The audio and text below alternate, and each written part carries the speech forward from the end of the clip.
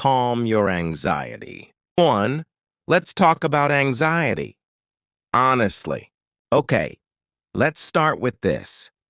If you're reading this chapter, chances are anxiety has been hanging around your life a little too often lately. Maybe it shows up in the morning before your feet even touch the ground. Maybe it creeps in at night when your head hits the pillow, whispering 1,000 worries you didn't ask for. Or maybe it lives with you like a quiet tension that never fully goes away. Like you're always bracing for something to go wrong, even when things are fine. If that sounds familiar, you're not alone. Not even close. Anxiety is one of the most common emotional experiences in the world. It's part of being human. It doesn't mean you're broken, weak, or failing. It means you're alive, sensitive to your surroundings, and wired with a brain that's trying its best to protect you, even if it's a little overprotective sometimes. In this chapter, we're not going to get rid of anxiety, because that's not the goal. Instead, we're going to learn how to calm it, to understand it, to stop being afraid of it, and to respond to it in a way that helps you feel grounded, clear, and strong, even when your inner world feels shaky. So take a breath. You're safe here. Let's begin. 2. What anxiety really is and isn't. Let's break it down. At its core, anxiety is your brain's way of trying to keep you safe. It's rooted in a survival system that helped our ancestors avoid danger. Imagine you're a prehistoric human walking through the forest. Suddenly, you hear a rustle in the bushes. Your heart races. Your breath quickens. Your muscles tense, ready to run or fight. That's anxiety doing its job, preparing you for danger. The problem is, our brains didn't really evolve much past that. It still treats modern stress. Things like job interviews, awkward conversations, social media, or uncertainty about the future, like tigers in the bushes. And so your body goes into that same emergency mode, even when there's no physical danger. That's what makes anxiety feel so intense. Your body believes something is very wrong, even if there's no actual threat. So what anxiety isn't? It's not proof you're weak. It's not a character flaw. It's not a permanent condition. It's a message from your nervous system. And once you understand that message, you can learn how to respond, not with panic, but with presence. 3. Common signs. You might be anxious, even if you don't think you are. Not all anxiety looks the same. It's not always loud or obvious. Sometimes it's subtle, like a constant hum in the background. Here are some signs anxiety might be playing a role in your daily life. You replay conversations over and over in your head. You struggle to fall asleep or wake up feeling unrested. You feel like something bad is going to happen, but you can't explain why. You get overwhelmed easily, even by small tasks. You avoid things that make you nervous, even if they're important. Your chest feels tight or your stomach feels off for no medical reason. You're constantly seeking reassurance from others. You find yourself zoning out or distracted, even when you try to focus. Recognize yourself in any of these? That's okay. The point of naming anxiety isn't to shame yourself. It's to begin creating awareness. And from awareness, we build compassion and change. 4. Step 1. Calm the body first. Here's something many people don't realize. You can't calm your mind until you calm your body.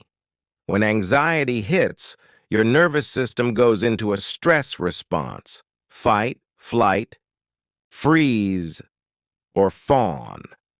Your heart rate goes up, your muscles tighten, your body is preparing for action.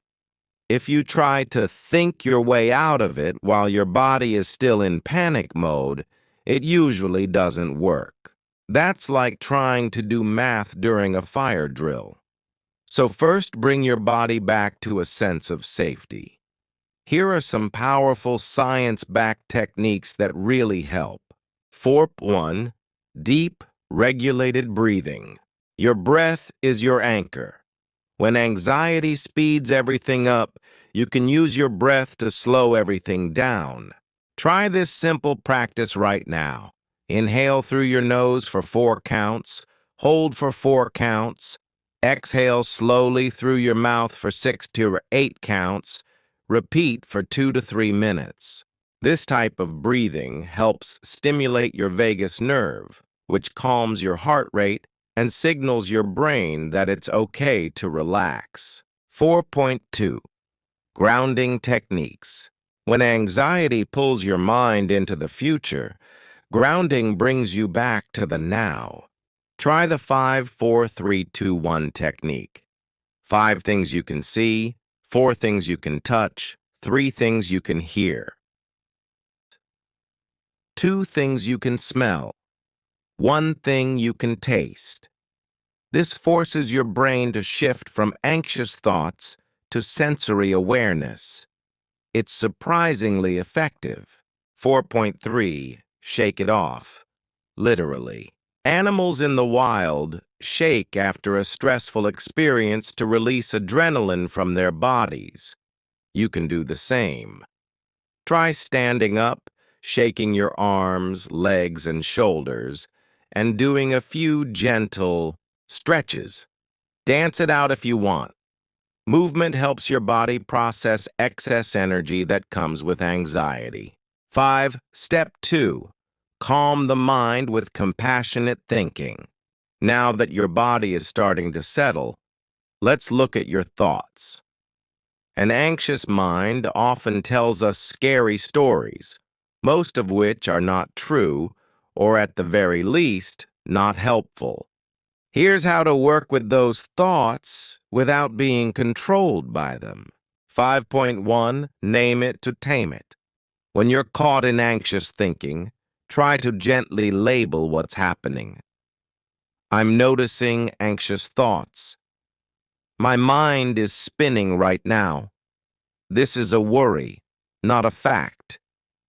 This creates space. It reminds you that you are not your thoughts. You are the observer of them. 5.2. Challenge the thought gently. Ask yourself, is this thought true? Is this thought helpful? What's a more balanced version of this thought? For example, anxious thought. I'm going to embarrass myself during the meeting. Balanced thought. I might feel nervous, but I've prepared. I can handle this. You don't need to be blindly positive, just more grounded in reality. 5.3. Talk to yourself like a friend. If someone you loved was feeling the way you are right now, what would you say to them? You probably wouldn't say, "Get over it." You'd say something like, "I know this is hard, but you're doing your best. I'm proud of you." Say that to yourself, out loud if you can. Self-talk isn't cheesy, it's powerful, and it rewires your brain for resilience. 6. Daily habits to keep anxiety in check. Managing anxiety isn't about doing one thing. It's about doing small things, consistently. These habits act like a safety net so that when anxiety does show up, it doesn't have as much power. 6.1. Prioritize sleep. Sleep isn't just rest. It's emotional regulation. When you're sleep-deprived, your brain is more reactive, your thoughts are more negative, and your anxiety has more fuel. Aim for 7 to 9 hours. Protect your rest like it's sacred, because it is. 6.2. Move every day. Exercise doesn't just help your body, it clears your mind. Even a 10-minute walk outside can lower anxiety levels. Don't worry about doing it perfectly. Just move in a way that feels good. 6.3. Watch your stimulants. Caffeine, sugar, and alcohol can all spike anxiety.